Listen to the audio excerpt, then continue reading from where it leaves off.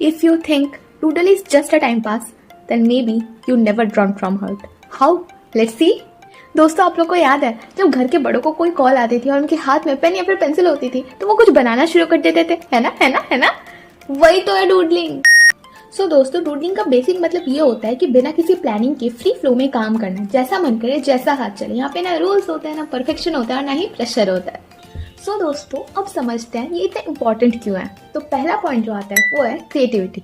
इसमें जैसे कि मैंने कहा, हम फ्री फ्लो में काम करते हैं बिना किसी रेस्ट्रिक्शंस के, बिना किसी रूल के, तो हमारे पास फ्रीडम रहती है क्रिएटिविटी को अपने शो करने के लिए।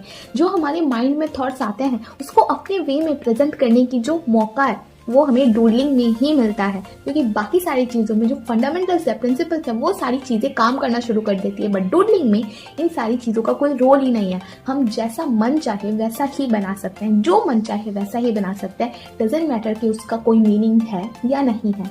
हम यहाँ पे बेसिकली अपने थॉट्स को रिप्रेजेंट कर रहे होते हैं अपने ओन वे में। ये इंपॉर्टेंस नहीं रखता कि चाहे उसमें कोई मीनिंग है या नहीं है, क्योंकि हम अपने थॉट्स को रिप्रेजेंट कर रहे हैं और थॉट्स का हमेशा कोई ना कोई मीनिंग रहना जरूरी नहीं होता है।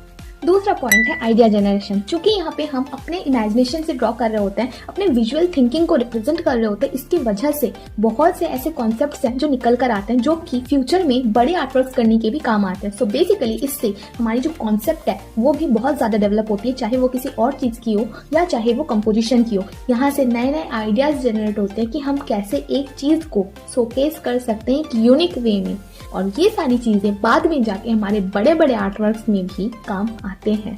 तीसरा एंड मोस्ट इम्पॉर्टेंट जो पॉइंट है वो है हैंड कंट्रोल। दोस्तों, आप लोगों ने ऑब्जर्व किया होगा कि अक्सर जब हम किसी महंगे पेपर या महंगे टूल का यूज कर रहे होते हैं अपने ड्राइंग में, तो हमें डर लगता है कि कहीं पे ये टूल या फिर ये पेपर या फिर ये आर्टवर्क खराब ना हो जाए। बट डूडलिंग में ये डर है जो हमारे गलती होने की संभावना और बढ़ा देता है, ये डर बिल्कुल भी नहीं रहता, क्योंकि वहाँ पे हम कोई भी पेपर यूज कर सकते हैं, कोई भी टूल यूज कर सकते हैं। वो 3 रुपए की पेंसिल या पेन भी हो सकती है और महंगी से महंगी चीज भी हो सकती है। यहाँ पे कॉस्ट मैटर नहीं करता, क्योंकि हम यहाँ पे अपने आइडियाज को रिप्रेजेंट कर रहे होते हैं उस वे में कि हमें पता नहीं होता कि अगला स्टेप होने क्या वाला है। डूडलिंग में हम कभी प्लान करके चीजें नहीं बना रहे होते कि इसके बाद ये स्टेप आएगा, उसके बाद वो स्टेप आएगा।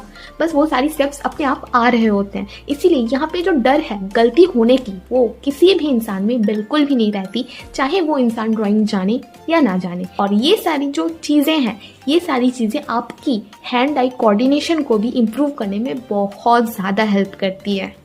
दोस्तों, फोर्थ पॉइंट है stress relief and mental clarity. दोस्तों, डूडलिंग एक थेरेपी जैसी है जो हमारे माइंड को काम करने में बहुत ज्यादा यूज होती है।